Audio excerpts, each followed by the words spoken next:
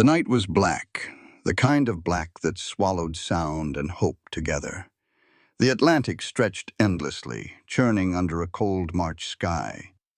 50 merchant ships moved in tight formation, gray ghosts crawling through fog and fear. Above them, the aurora flickered faint green, like a cruel joke from heaven. Convoy HX-229, March 1943. One of dozens crossing the Atlantic that month. But this one was different. On the bridge of the Liberty ship SS Marlowe, Captain Edward Lawson gripped the railing, eyes fixed on a compass that barely glowed. He had spent 20 years at sea, cargo runs, storm rescues, merchant routes, but never anything like this. Tonight he wasn't a merchant sailor. He was a wartime captain in the most dangerous ocean on Earth. The wind carried no comfort. It carried whispers, from lookouts, from escorts, from men who knew the sea was hunting them. Somewhere out there, beneath the rolling waves, were 20 German U-boats, waiting like wolves for the convoy to stray. A young helmsman leaned closer, voice trembling. "Sir, this route's forbidden by the Admiralty." Lawson didn't answer right away. He stared into the mist where radar screens showed static and uncertainty. The forbidden route cut south, away from the safe lanes plotted by London, away from predictability, away from where the U-boats expected them. He finally said, "Then maybe that's where we'll live." The helmsman hesitated. "Sir?" Lawson turned, his face half lit by the faint glow of a cigarette. "We've been sailing where the enemy wants us for too long. They read our charts like a priest reads scripture. If we keep following orders, we'll meet the same end as the last convoy." He didn't need to explain. Everyone had heard about Convoy SC-122. 30 ships lost in 48 hours. Torpedoes had turned the sea red. Survivors drifted in oil-slicked lifeboats, whispering prayers to a god who couldn't hear them over the sound of exploding steel. Lawson inhaled smoke, steady as stone. "We'll go south, 30 miles. Radio silence." The first mate blinked. "Sir, the Admiralty—" "Isn't here," Lawson cut in. "We are." He crushed the cigarette on the railing, sparks dying in the wind. Below deck, the engine room rumbled like a heartbeat. The men didn't know yet. They just felt the ship change course, a subtle swing into the dark. In the fog, destroyer escorts adjusted formation, confused. The lead destroyer blinked its signal lamp. "Confirm heading?" Lawson didn't blink back. He simply watched the compass spin a fraction south and whispered, "Let them find ghosts tonight." For 2 hours, the convoy sailed blind through waters no Allied captain dared touch. At 200 hours, sonar picked up the first contact. Faint, distant, uncertain. A low ping under the waves. The helmsman froze. "U-boat?" "Maybe," Lawson said. "Or maybe it's wondering where we went." He leaned on the rail, eyes narrowing as lightning flared on the horizon. For a brief second, the sea lit up, every wave like molten steel, every shadow like the memory of a ship already sunk. Lawson whispered to himself, "Let's see if the sea remembers how to miss." Behind him, 50 ships followed one man's defiance into the dark. No fanfare, no order, no permission, just trust. Far below in the black water, a German sonar operator frowned, adjusting dials. "Commandant, keine Ziele, nothing here." The U-boat commander swore softly. "Impossible. They were due here at 0700. He didn't know yet that the convoy was already gone, sailing a path no map dared mark. And in that moment, for the first time in the Battle of the Atlantic, death was looking the wrong way. By early 1943, the Atlantic was no longer a sea. It was a battlefield without borders, where every wave hid a killer and every mile cost blood. The Germans called it Der Atlantikschlacht, the Battle of the Atlantic. The Allies called it something simpler: hell. For 3 years, Admiral Karl Donitz's U-boats had turned the ocean into a graveyard. Their wolf packs, sleek, silent, and ruthless, prowled beneath the surface. Coordinated by encrypted radio networks and coastal intelligence, they hunted in swarms, striking convoys by night, then vanishing before dawn. By March 1943, the numbers were unbearable. Over 3,000 Allied ships sunk, 70,000 sailors lost to the sea. Entire convoys wiped out, sometimes within hours. Every Allied sailor knew the math. A merchant ship could take months to build. A torpedo needed only seconds to kill it.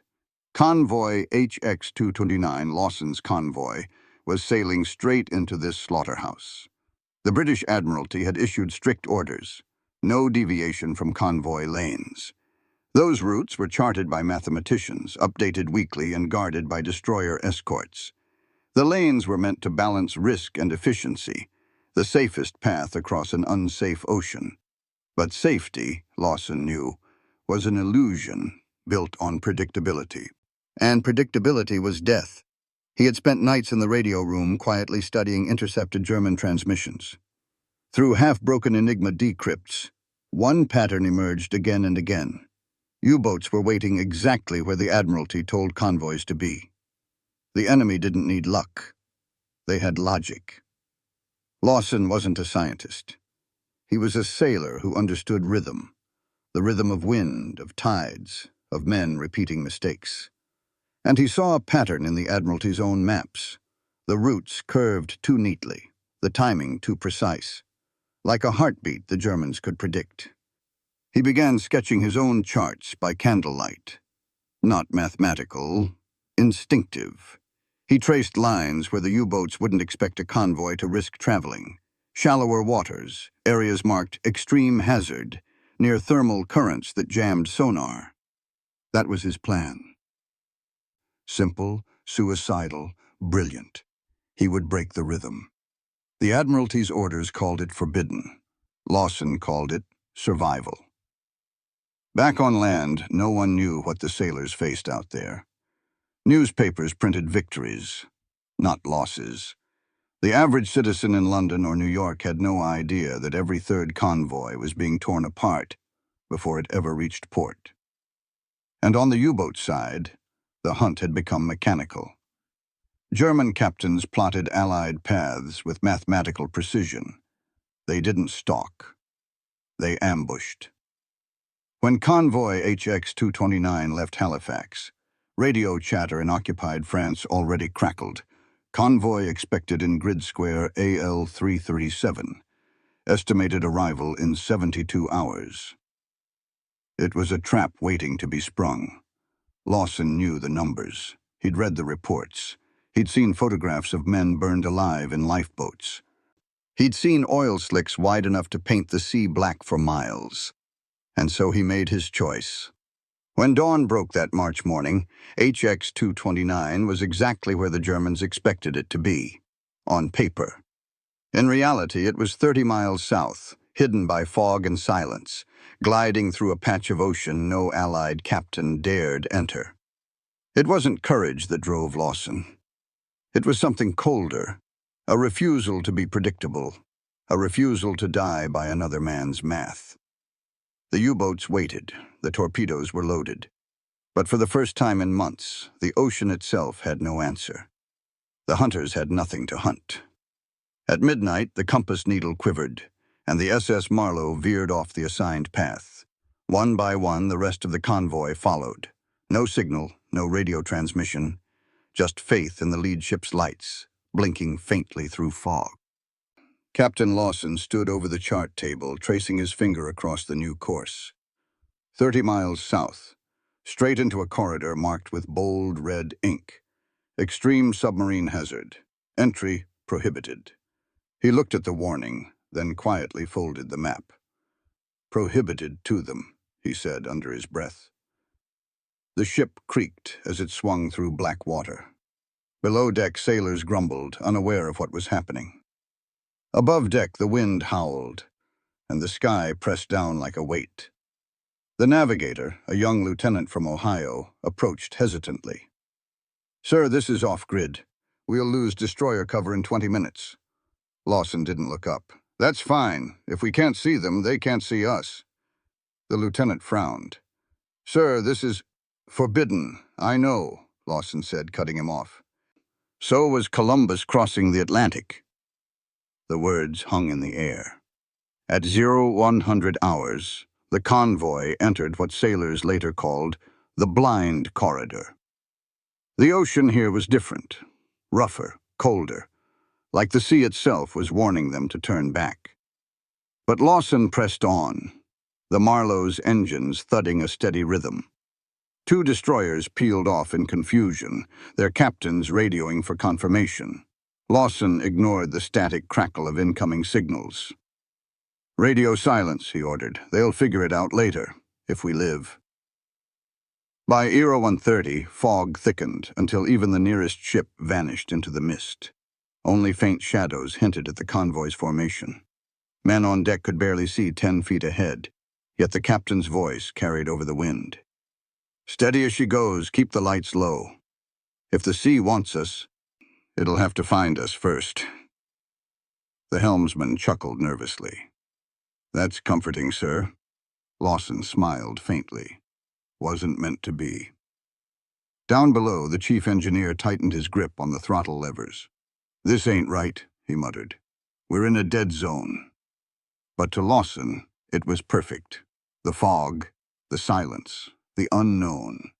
It was camouflage nature itself had built. Miles north, in the coordinates they were supposed to occupy, 20 German U-boats slid into position. Their commanders checked watches. It was time. Periscope lenses broke the surface, scanning the horizon. Nothing but fog and ocean. A U-boat captain whispered to his crew, "Patience. They'll come." They didn't. Instead, in the black water far south, Lawson's convoy slipped unseen through the cracks of war. At 0210, sonar picked up faint static, depth readings bouncing strangely. The navigator whispered, "We're in a thermal layer, sir. It's distorting sonar." Lawson allowed himself a rare grin. Good. Let the ocean hide us. 2 hours passed. The temperature dropped, the sea hissed against the hulls, and tension pressed on every heart. No one slept. No one spoke above a whisper. At 0430, a lookout shouted, "Wake from the north." Lawson raised his binoculars. Through the mist, lightning flashed, followed by a distant thunder that wasn't thunder at all. Explosions, torpedoes detonating, but not near them. The U-boats were attacking ghosts. Lawson exhaled slowly. His gamble had worked, at least for now. He turned to his first officer. "Mark this course." The officer hesitated. "For the record, sir?" Lawson nodded. "For history." Behind them, 50 ships followed one man's defiance into the unknown, and for the first time the ocean was on their side. At dawn, the Atlantic erupted. 60 torpedoes sliced through the gray water north of where the convoy actually was, each one fired with mathematical precision toward empty coordinates. From 20 periscopes across the horizon, German commanders peered through lenses, expecting to see chaos, burning ships, sailors in lifeboats, another Allied convoy erased. Instead, they saw nothing. The sea was quiet. The targets had vanished. Inside U-221, Korvettenkapitän Heinrich Wolf slammed his fist against the periscope column. "Where are they?" he shouted in disbelief. His radio operator frowned, adjusting dials. "All torpedoes expended, Herr Kapitän. No contact, no explosions." Wolf's voice cracked with frustration. "Impossible. They were due here at 0700. The British can't hide 50 ships." But 50 ships had vanished, not through magic, but through defiance. 30 miles south, the real HX-229 plowed through waves under thick fog, engines humming in rhythm. Captain Lawson stood on deck, scanning the gray horizon through salt-stung eyes. His convoy was alive, untouched. The men didn't yet know that death had just passed them by. They were too busy surviving another morning of cold and exhaustion. A lookout called down. "No contact, sir. Nothing on radar." Lawson didn't relax. "That's what scares me," he said. "The ocean's too quiet." Then came the sound, faint but unmistakable. A low boom echoing through the fog, followed by two more in rapid succession. Depth charges. Lawson's jaw tightened. Somewhere out there, his destroyer escorts were dropping charges on ghost contacts, chasing echoes of U-boats that weren't even near the convoy. "Decoys," Lawson muttered. "They're baiting our escorts north." His navigator looked up, alarmed. "They'll leave us exposed, sir." Lawson's eyes hardened. "Not if we disappear first." He ordered the convoy to slow by 3 knots, spreading the formation slightly to create the illusion of drifting wreckage. It was madness. No one slowed in U-boat waters. But Lawson wasn't playing by anyone's rules anymore. By 08:30, radio intercepts from British Command crackled faintly over static. "Severe engagement at grid AL-337. Convoy presumed lost." Lawson smiled grimly. Presumed. Good. Meanwhile, up north, chaos reigned beneath the waves. The German wolfpack Seawolf had unleashed every torpedo it carried, 60 in all, at phantoms. No damage reports, no sonar hits, no survivors to claim. For the first time in the entire Battle of the Atlantic, a full wolfpack strike had failed. Completely. Inside U-221, Heinrich Wolf sat in silence, listening to his engineer report fuel shortages and low battery. The hunter had become the hunted, and he didn't even know by whom. He finally muttered, "Either the Americans learned magic, or they learned to think like us." Lawson, standing on the deck of the Marlowe, stared at the same sky and whispered almost the same thing. "They stopped expecting miracles from us, so we made our own." Hours passed before the crew understood what had happened. The forbidden course had taken them beneath a thermal current, masking their sonar signature. They had been invisible, ghosts gliding under the radar while the wolfpack tore at nothing. By nightfall, as the convoy rejoined the safer corridor near Newfoundland, word spread ship to ship. The old sailors didn't cheer. They just nodded quietly, staring at Lawson from the decks as if seeing him for the first time. He had defied every order, broken every rule, and in doing so had saved them all. That night, the Atlantic didn't roar. It simply breathed, defeated for once by a man who dared to turn the wheel the wrong way. By nightfall, the fog deepened into something almost physical, a gray wall that swallowed ships whole. The convoy crawled through the darkness, engines thudding softly, each vessel following the faintest glow from the stern light ahead. It wasn't navigation anymore. It was faith. Lawson stood on the bridge of the Marlowe, collar turned up against the wind. His coffee had gone cold hours ago. Every few minutes he glanced at the compass, the stars, then back into the mist where men and metal disappeared into nothing. The Atlantic was not a battlefield tonight. It was a test of nerves, of leadership, of whether one man's defiance could outlast fear itself. Below deck, sailors whispered about the phantom course. Some thought the captain had lost his mind. Others swore he was guided by something bigger, fate, instinct, or maybe just the ghost of every sailor lost before them. "Sir," the navigator murmured, "we've gone nearly 80 nautical miles off record. The Admiralty's going to court-martial us if we make it home." Lawson didn't look away from the horizon. "If we don't make it home, they can have my stripes." The radio crackled faintly. Distant Morse code, fragmented reports of another convoy being shredded up north. The tone of despair in those signals was unmistakable. Screams reduced to static. The Marlowe's helmsman muttered, "That could have been us." Lawson didn't answer. He didn't need to. At Euro 200, something broke the silence. A faint blip on radar, then another. The operator's face went pale. Contact bearing 230, closing fast. No friendly IFF. Lawson's pulse slowed instead of quickening. Single contact? Yes, sir.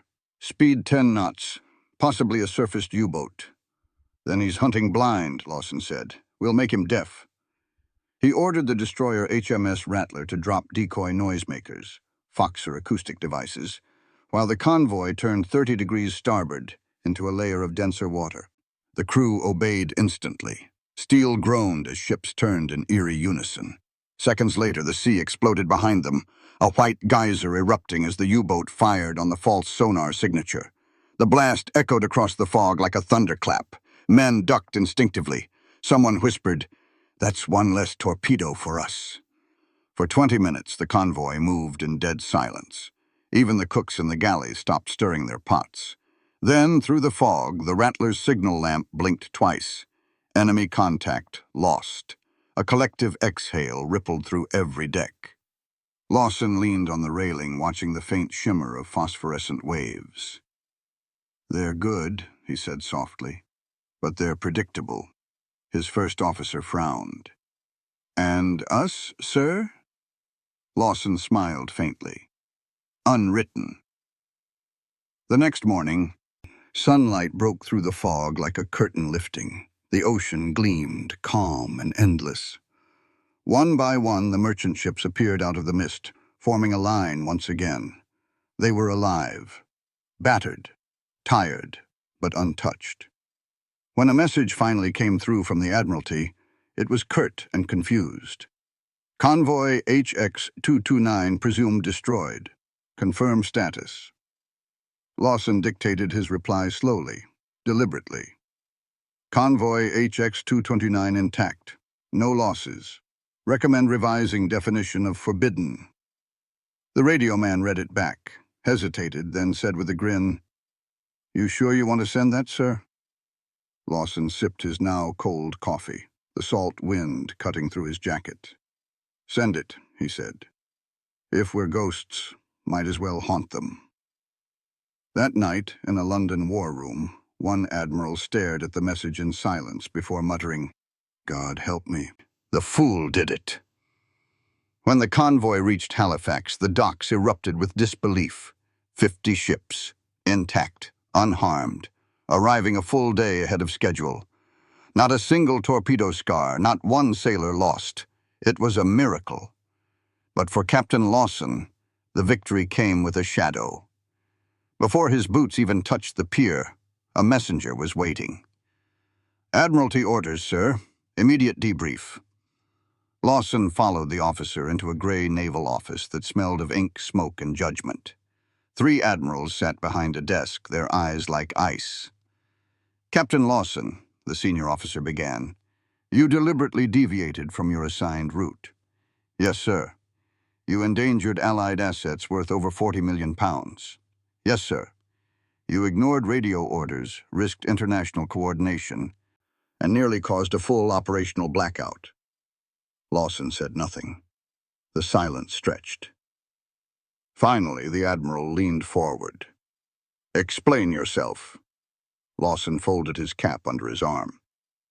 "Sir, 60 torpedoes were fired last night. None hit us. That's the only explanation I need." The junior officers exchanged glances, but the lead admiral's face remained unreadable. "You got lucky." Lawson's jaw tightened. "Luck doesn't last 200 miles, sir." The room fell silent again. One of the younger officers broke it softly. "Reports confirm, Admiral. Wolfpack Seawolf engaged the wrong coordinates. HX-229's old course was decimated. 48 ships lost." The Admiral's pen froze over his paperwork. "And you're saying this was intentional?" Lawson met his gaze. "I'm saying orders don't win wars. People do. And sometimes the map's wrong." It was insubordination dressed as logic, and everyone knew it. The Admiral finally spoke, his voice low. "History won't remember your defiance, Captain. Only your result." Lawson nodded once. "Then let it remember that." 2 weeks later, he was reassigned. No medals, no citations, just quiet reassignment to Training Command in Norfolk. Officially, the record said, "Operational deviation under exigent circumstances." Unofficially, sailors whispered that Lawson had outsmarted the sea and embarrassed the system. But the numbers didn't lie. In the Atlantic theater that spring, Allied shipping losses dropped by 20%. Command began experimenting with unorthodox blind corridors, stealth lanes designed after Lawson's forbidden path. One man's crime had rewritten convoy strategy. Years later, a naval historian would find the logbook from the Marlowe. Inside, Lawson's last note read simply, "We followed no map, but we found the way." He never called it brilliance, he called it necessity. Because in the arithmetic of war, the collapse math the strategists never wrote about, courage wasn't about fighting harder. It was about knowing when to break something before it breaks you. And for every order Lawson had ignored, there were hundreds of men alive who owed him the silence that followed. One of those sailors, a deckhand named Samuel Reeves, would later write home, "The captain didn't save us with guns. He saved us by thinking the way the sea thinks, quiet, patient, and just a little mad." It wasn't just a victory. It was a correction. Proof that the greatest risk in war wasn't defying command. It was obeying without thought. And somewhere out in the gray Atlantic, between the coordinates of fear and freedom, Lawson's forbidden route still existed, invisible, unmarked, and unbeaten. A month after the forbidden voyage, while the Atlantic still whispered rumors of the ghost convoy, Captain Lawson sat alone in his quarters aboard the Marlowe, pen in hand, staring at a blank sheet of Navy letterhead. He was supposed to be writing a report, cold, factual, precise. But instead, the words that came out were a letter, not to command, not to anyone in uniform, to his wife. "Mary, they called me reckless. Maybe I was. But when I looked at those boys standing on deck, faces salt-stung and hollow from fear, I thought of home. I thought of what it means to protect something not because you're told to, but because it deserves to survive." He paused, the ink trembling slightly on the nib of his pen as the ship rocked gently in the harbor. "The Admiralty won't print this. They'll bury it in paperwork. But know this, we vanished that night.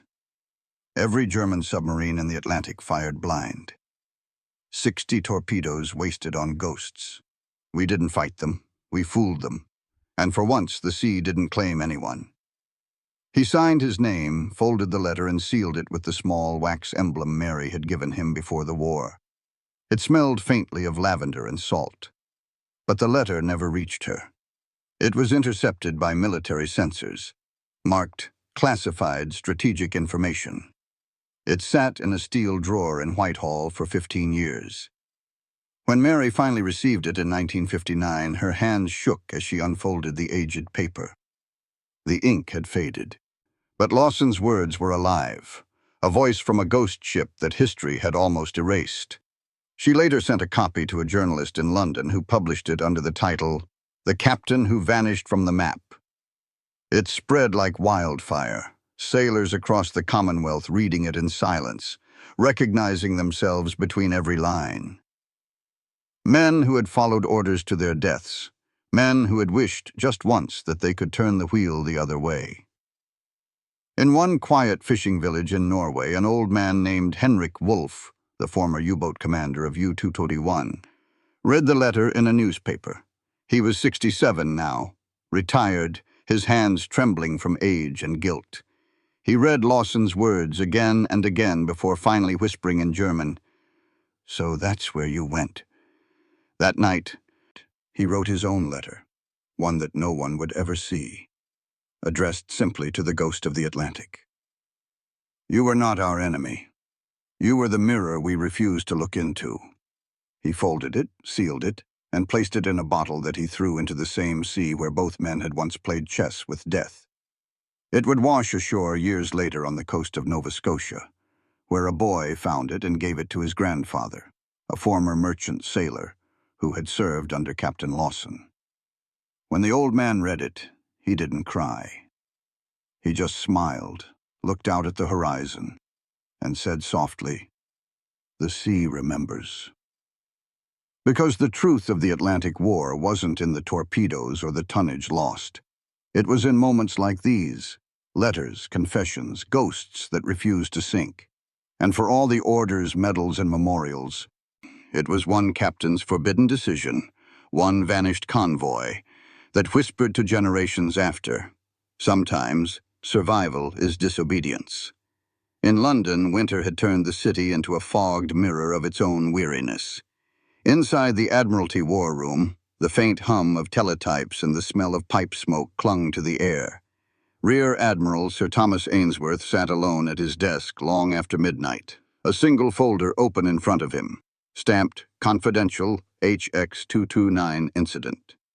He had signed Lawson's reprimand himself. At the time, it had been an easy decision, or at least a necessary one. Disobedience couldn't be rewarded. Not during a war balanced on procedure and discipline. But now, months later, the words of Lawson's intercepted letter lay in front of him, and they were cutting deeper than any reprimand ever could. Orders don't win wars, people do.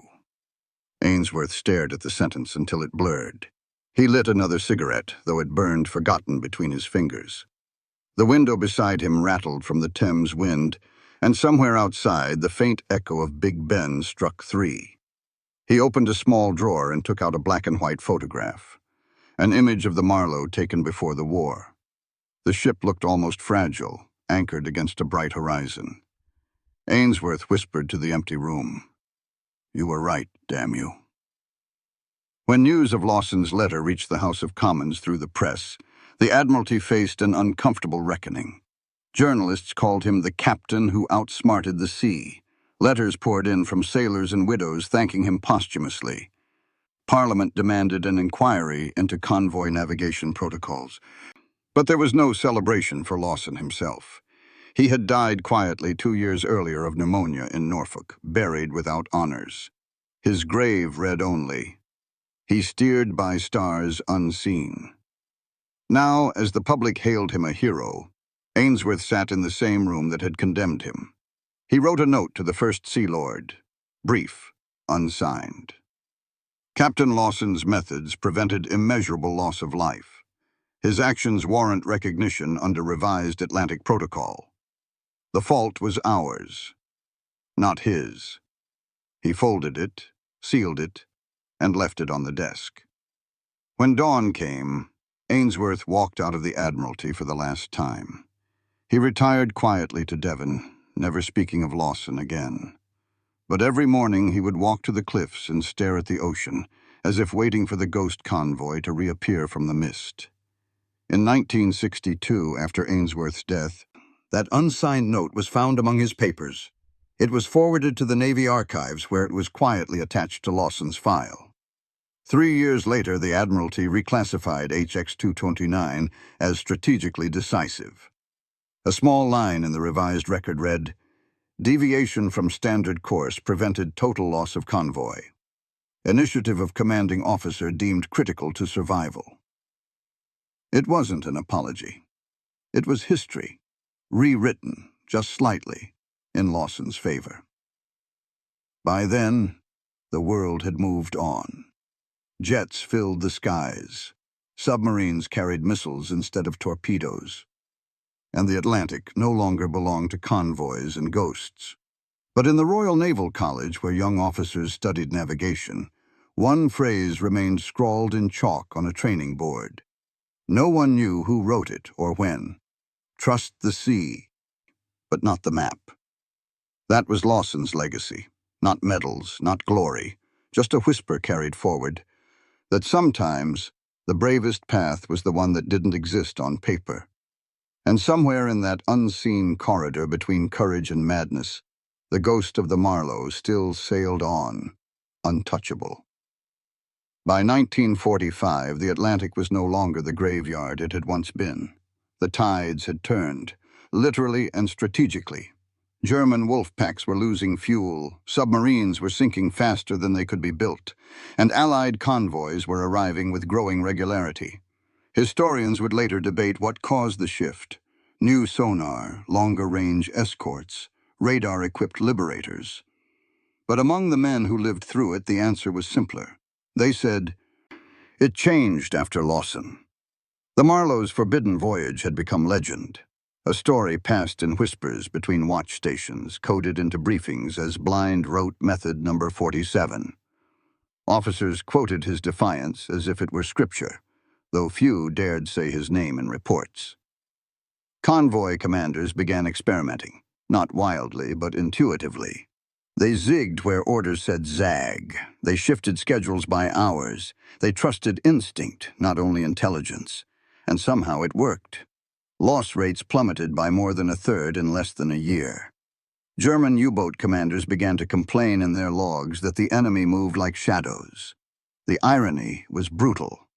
The same Navy that punished Lawson for improvisation now relied on it for victory. But no one in command ever admitted that. Not officially.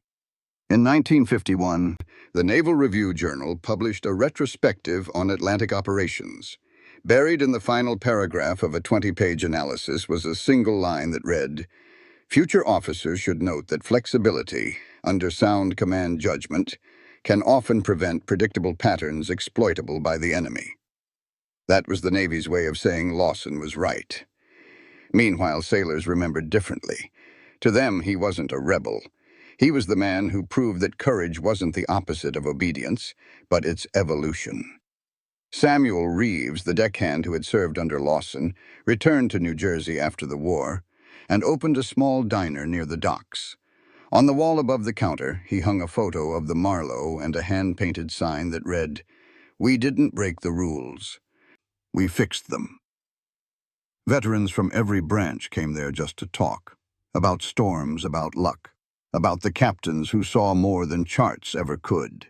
Reeves would sometimes pull out Lawson's words, copied from memory, and read them aloud to the young sailors who came in before shipping out. Don't just sail where they tell you. Sail where the sea says yes. By the time Lawson's name was quietly restored to the official rolls, he had become something larger than a man. He was a ghost of conscience, proof that humanity and intelligence could coexist, even in the machinery of war. In 1965, when the British Navy commissioned a new class of training simulators, they named one Project Marlowe. The simulation's purpose? To teach officers how to think under uncertainty. Its core lesson, drawn straight from Lawson's voyage, was simple. When the map fails, the man must not.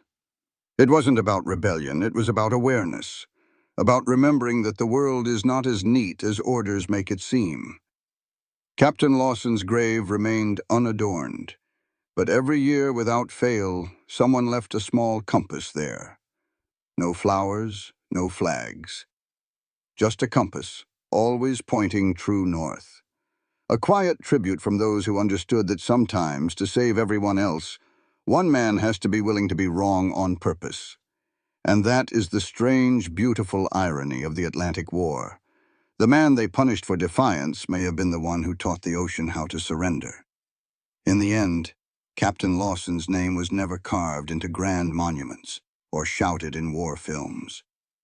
His story lived in the quiet corners, in the hearts of the men who survived because one officer dared to listen to his gut instead of the grid. The sea never gives up its secrets easily, but this one mattered. Discipline wins battles, but intuition wins survival. Lawson's forbidden convoy route, once erased from the records, became a silent case study in naval academies decades later.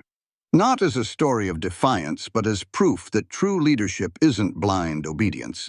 It's knowing when to steer away from destruction, even when no one else can see it.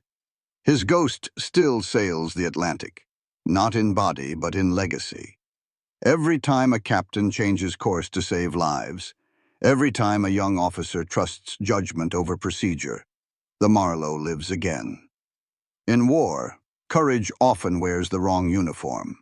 Sometimes it looks like disobedience, and sometimes it's just a quiet hand turning the wheel a few degrees off the charted path.